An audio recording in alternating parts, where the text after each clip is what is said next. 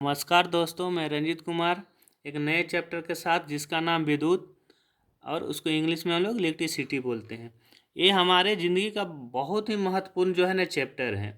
आपका पढ़ाई के लिहाज से नहीं, हर एक घर में ये चीज़ यूज होने वाला चीज़ है।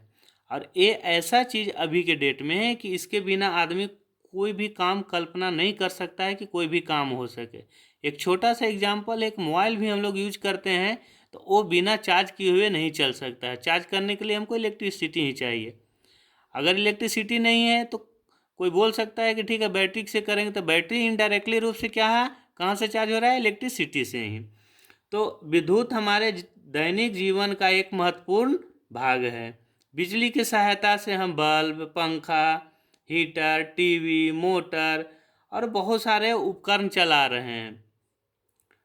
ठीक है, इस अध्याय में हम विद्युत धारा, वोल्टेज, प्रतिरोध, ओम का नियम, श्रेणी व समानांतर संयोजन तथा विद्युत शक्ति को समझेंगे।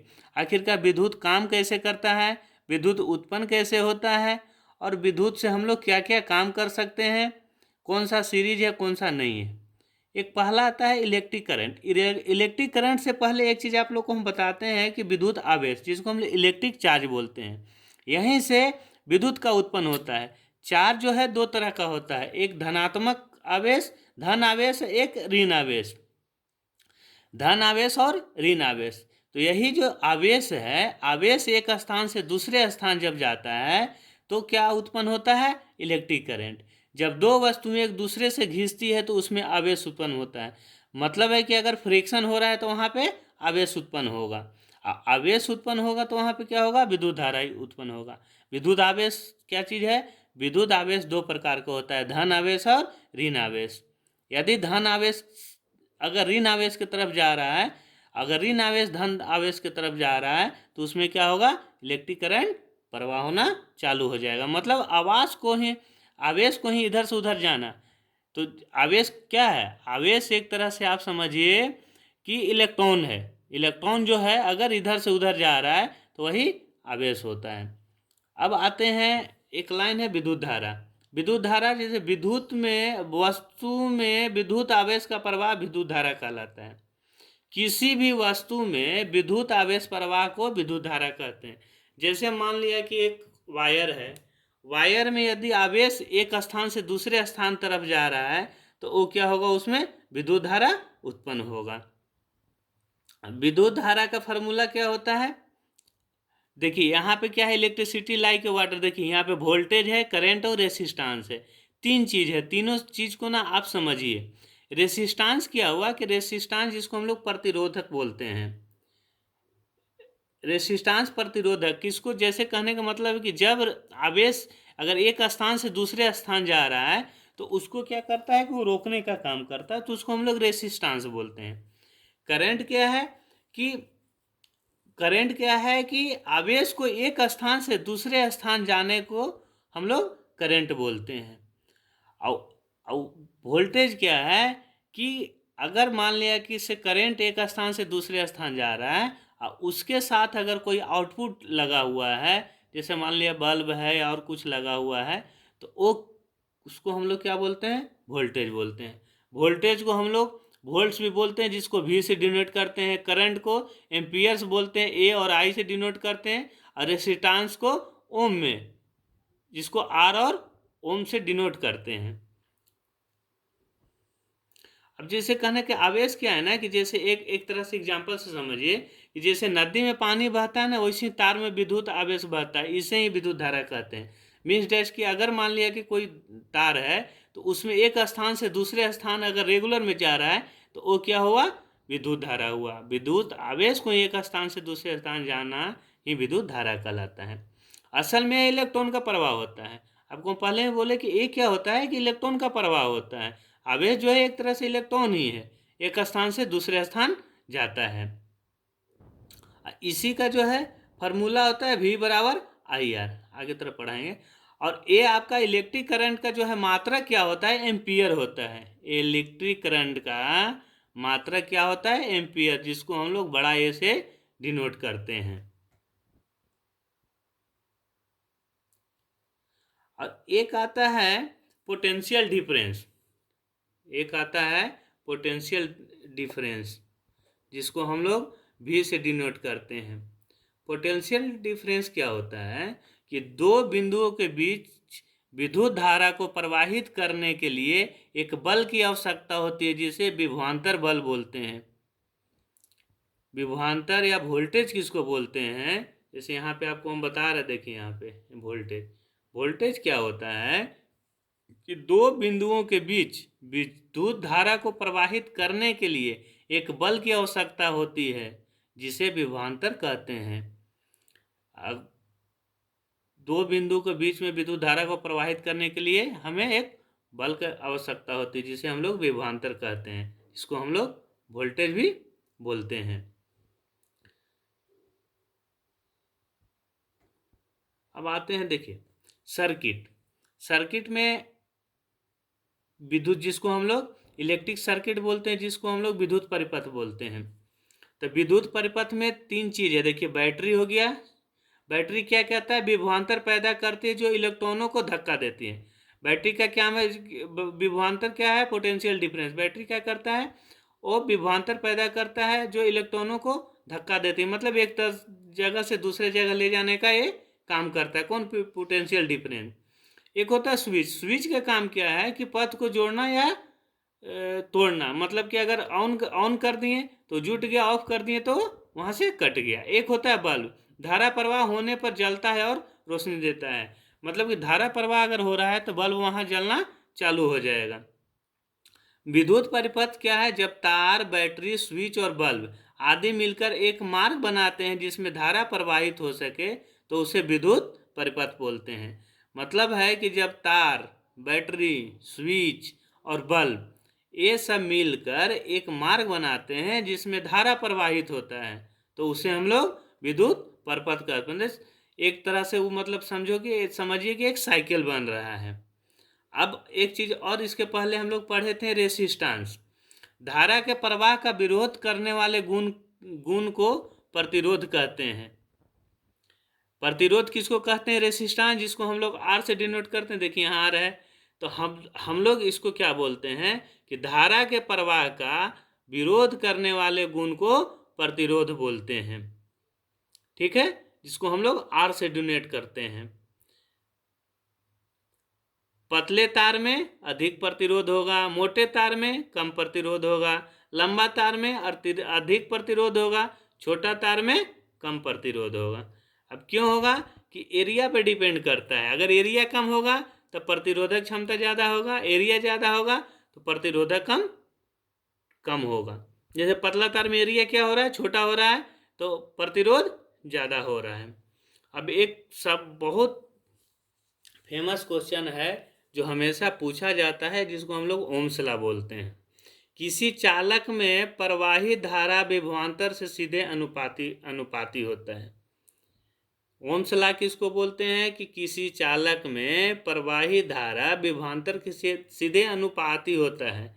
मतलब V क्या है, यहाँ विभवांतर है, और I क्या है, प्रभावित धारा है, जिसको हम लोग करंट बोलते हैं। V क्या है, यहाँ वोल्टेज है, वोल्ट जिसको बोलते हैं, जिसको विभवांतर बोलते हैं।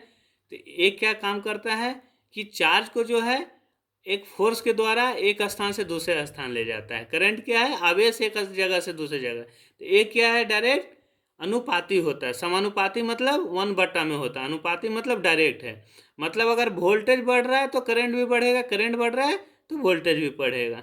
मीन्स डेट के V बराबर IR। R यहाँ पे क्या है, रेसिस्टेंस है, जिसको अभी आप लोग को हम प्रतिरोध बताएं। प्रतिरोध क्या आप बताएं कि धारा के प्रवाह का विरोध करने का गुण। धारा अगर जा रहा है उसको जो है रोकने वाला गुण को हम लोग क्या बोलते हैं, प्रतिरोध बोलते हैं। यहाँ देखिए, विभवांतर V और विद्युत धारा I दोनों आपस में पक्के दोस्त हैं। अगर तापमान समान रहे तो तार के सिरों का विभवांतर उसमें बहने वाली धारा के समानुपाती होता है। अगर टेम्परेचर अगर मान लिया कांस्टेंट है तो तार के बीच में विभवांतर बहने वाला क्या होता है, समानुपाती, मतलब V का डायरेक्टली प्रोपोर्शनल टू I, मतलब V बराबर IR। R क्या है, यहाँ पे रेसिस्टेंस है, इसको हम लोग क्या बोलते हैं, ओम्स लॉ बोलते हैं। यहाँ पे देखिए I है, V है, R है। V क्या है, विभवांतर है, I क्या है, धारा है जिसको हम लोग करंट बोलते हैं, R क्या है, प्रतिरोधक वो है जिसको रेसिस्टेंस बोलते हैं। ध्यान रखिए, V क्या है?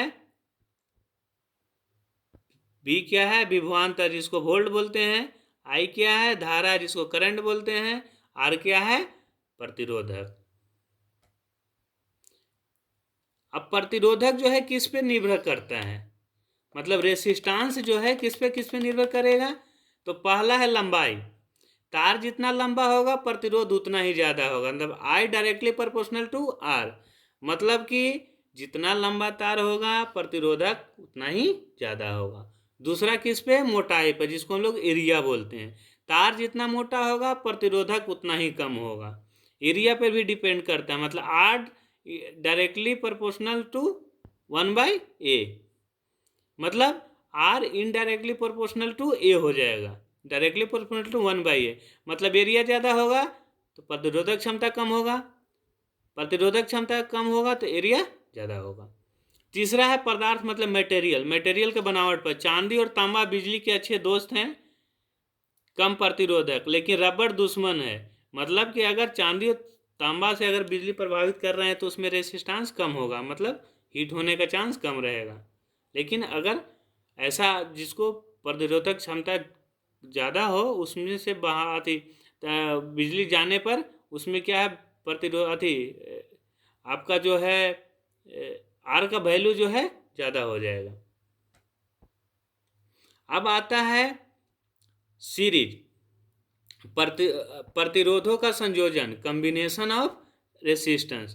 कहने का मतलब कि जो प्रतिरोधक क्षमता है वो कैसे कैसे जाता है, तो इसका दो श्रेणी में होता है, श्रेणी संयोजक और समानांतर संयोजक। यहाँ देखिए पैरेलल जिसको हम लोग बोल रहे हैं। पैरेलल में क्या होता है कि इसमें क्या होता है कि V बराबर IR होता है, कुल प्रतिरोधक कम हो जाता है। मीन्स डैट कि देखो सभी प्रतिरोधक सिरों पर विभवांतर समान रहता है, कुल प्रतिरोधक कम हो जाता है।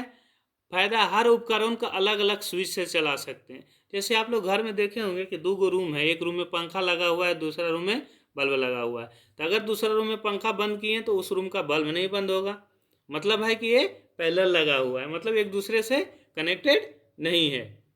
दूसरा घर का टीवी बंद किए तो दूसरा रूम का पंखा नहीं बंद होगा, मतलब दोनों अलग अलग काम है।